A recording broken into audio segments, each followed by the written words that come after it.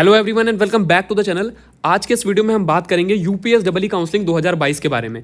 आज की इस वीडियो में हम जानेंगे कि जो टॉप 3 गवर्नमेंट कॉलेजेस हैं जो यूपीएसडब्ल्यू काउंसलिंग में पार्टिसिपेट करते हैं, अगर आपको उनके अंदर एडमिशन लेना है तो आपको कम से कम कितनी रैंक चाहिए होगी जेईई मेंस 2022 में, ताकि आपका इन टॉप 3 कॉलेजेस में एडमिशन हो जाए।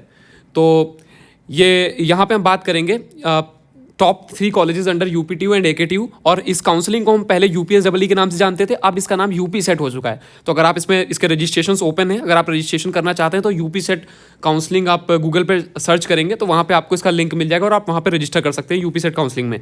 तो इसका जो सबसे फर्स्ट टॉप मोस्ट कॉलेज है और काफ़ी डिमांड में रहता है, दैट इज़ आईआईटी लखनऊ, या फिर इसको institute of engineering and technology के भी नाम से जानते हैं। सेकेंड जो हमारा है that is BIT Jhansi, Bundelkhand institute of technology. और तीसरा जो है वो केएनआईटी सुल्तानपुर है। तो ये 3 टॉप कॉलेजेस हैं, गवर्नमेंट कॉलेजेस, जो यूपीएसडब्ल्यू काउंसलिंग के अंदर पार्टिसिपेट करते हैं और काफ़ी सारे बच्चे इन कॉलेजेस में एडमिशन लेना चाहते हैं। तो अब पहले क्या होता था कि इनके लिए अलग सेपरेट एग्जाम होता था यूपीटीयू का, बट अब जेईई मेंस की रैंक के अकॉर्डिंग इन कॉलेजेस में एडमिशन होने लगे हैं। तो हम देखेंगे कि जेईई मेंस में आपको कम से कम कितनी रैंक चाहिए होगी अगर आपको यहाँ पे एडमिशन लेना है। और हम सारी कैटेगरीज के लिए देखेंगे कि अगर आप जनरल कैटेगरी के लिए हैं तो आपको कम से कम कितनी रैंक चाहिए होगी इन कॉलेजेस में एडमिशन लेने के लिए। ईडब्ल्यूएस कैटेगरी के हैं, ओबीसी कैटेगरी के हैं, एससी के हैं, एसटी के हैं। तो हम सारी कैटेगरीज की बात करेंगे इस वीडियो के अंदर। और एक सबसे ज़रूरी चीज़, मेरे पास एक खास आपके लिए एक स्पेशल अनाउंसमेंट है इन द एंड। अगर आप यूपी सेट काउंसलिंग में पार्टिसिपेट कर रहे हैं, जोसा में पार्टिसिपेट कर रहे हैं, या आप जेईई मेंस में आपके कम परसेंटाइल आए हैं और आप एक अच्छा गवर्नमेंट कॉलेज देख रहे हैं और चाहते हैं कि आपका एक अच्छे गवर्नमेंट कॉलेज में एडमिशन हो जाए, तो इसके लिए special announcement at the end है, इस वीडियो के आखिरी में है। तो मेक श्योर कि आप इस वीडियो को आखिरी तक जरूर देखें। तो हमारा जो सबसे पहला कॉलेज है आईआईटी लखनऊ, इसके बारे में आपको बता देता हूँ कि कितनी क्लोजिंग रैंक रहती है। तो यहाँ पे मैंने सारी कैटेगरीज लिख रखी हैं और यहाँ पे ऑल इंडिया कोटा है और ये होम स्टेट कोटा है। इसका मतलब ये है कि अगर आप उत्तर प्रदेश के बाहर से बिलोंग करते हैं तो आपको इतनी रैंक चाहिए होगी, ये जो रेड कलर में लिखा है। और अगर आप होम स्टेट के, आप उत्तर प्रदेश के बिलोंग करते हैं तो आपको इतनी रैंक चाहिए होगी। तो यहाँ पे अगर ऑल इंडिया की बात करें तो 92,000, बिकॉज यहाँ पे क्या होता है, अगर आप बाहर से आ रहे हैं, उत्तर प्रदेश के बाहर से हैं, तो जनरल रैंक के हिसाब से काउंसलिंग होती है। तो आपको चाहे आप जिस भी कैटेगरी के हैं, जनरल हैं, ईडब्ल्यूएस हैं, ओबीसी हैं, एससी हैं, एसटी हैं, आपकी जो कट ऑफ है, क्लोजिंग रैंक है, वो सिमिलर है। 92,000 रैंक के अगर आपको अंदर है तो आपको आईआईटी लखनऊ में एडमिशन मिल जाएगा। हालांकि यहाँ पे आपको सीएस नहीं मिलेगा, सीएस के लिए आपकी और कम क्लोजिंग रैंक है, आपको काफ़ी अच्छी रैंक होनी चाहिए तो आपको सीएस मिलेगा, लेकिन एटलीस्ट आपको यहाँ पे एडमिशन मिल जाएगा। हो सकता है सिविल मिल जाए, इलेक्ट्रिकल मिल जाए, केमिकल मिल जाए। और आगे मैं जितने कॉलेजेस की बात करूंगा उसमें भी ये सेम एप्लीकेबल है।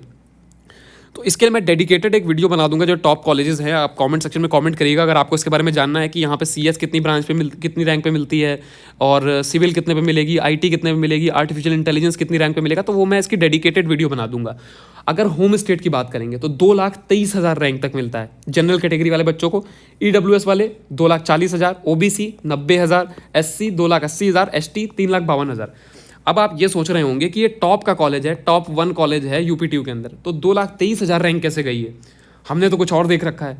तो होता क्या है कि यहाँ पे सबसे पहले यूपीटीयू के 4 राउंड होते हैं, 1, 2, 3, 4। तो जो चौथा राउंड है, चौथे राउंड तक बहुत कम क्लोजिंग रैंक जाती है। आप मान सकते हैं, अगर मैं इसकी आईआईटी लखनऊ की बात करूँ तो मे बी जनरल कैटेगरी के लिए 94 के यहाँ तक जाके क्लोज हो जाता है। लेकिन होता क्या है कि इन 4 राउंड के बाद एक अलग राउंड होता है इंटरनल स्लाइडिंग, अंदर इंटरनल स्लाइडिंग होती है।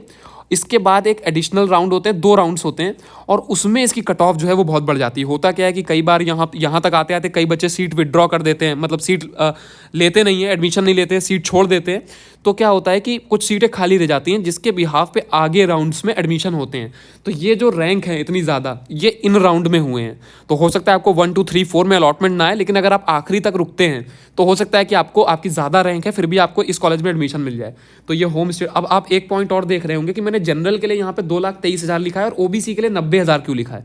इसका मतलब ये है कि जब पिछली बार 2021 में, ये यहाँ पे मैंने 2021 का डेटा मेंशन किया है, तो जो 2021 में एडमिशन हो रहे थे, तो जो जनरल कैटेगरी वाला बच्चा था कोई जिसकी 2,23,000 रैंक थी, वो आखिरी तक रुका था, राउंड 2 तक। जो इंटरनल स्लाइडिंग हुई उसके बाद आखिर के जो स्पॉट राउंड होते हैं उसमें सेकंड राउंड तक रुका।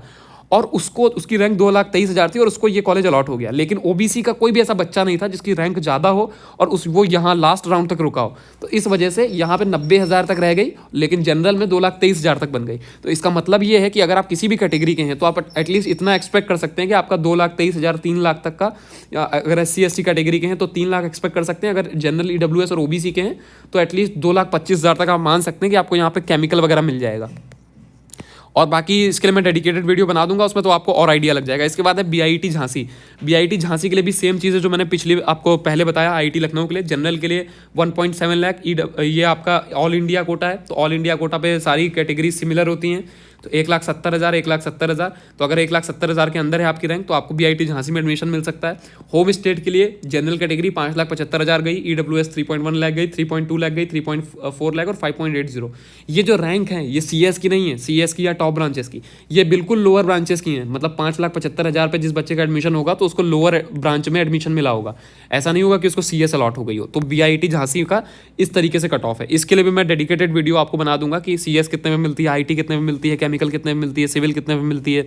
इसके बाद है हमारा third one is that is KNIT Sultanpur. KNIT Sultanpur में जो ऑल इंडिया रैंक है 1,60,000 के अंदर चाहिए तो आपको KNIT सुल्तानपुर मिल जाएगा। होम स्टेट के लिए general category 5,50,000, EWS 6,10,000, OBC 5,30,000, SC 5,40,000, ST 5,88,000। तो अगर आपकी इतनी रैंक के अंदर है तो आप एक्सपेक्ट कर सकते हैं कि आप यहाँ पे आपको एडमिशन मिल जाएगा।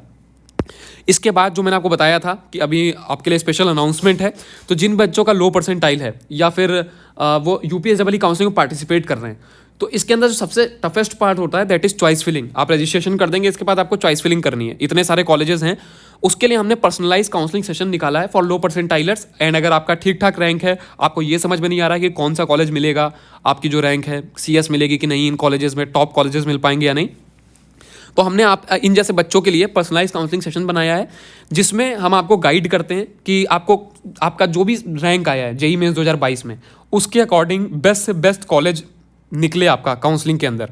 वो कैसे होता है, बिकॉज काफ़ी सारी चीज़ें हैं और मैं ये चीज़ हाईलाइट कर देता हूँ सबसे पहले। Almost 80% of students and parents make mistake in जोसा एंड CSAB काउंसलिंग।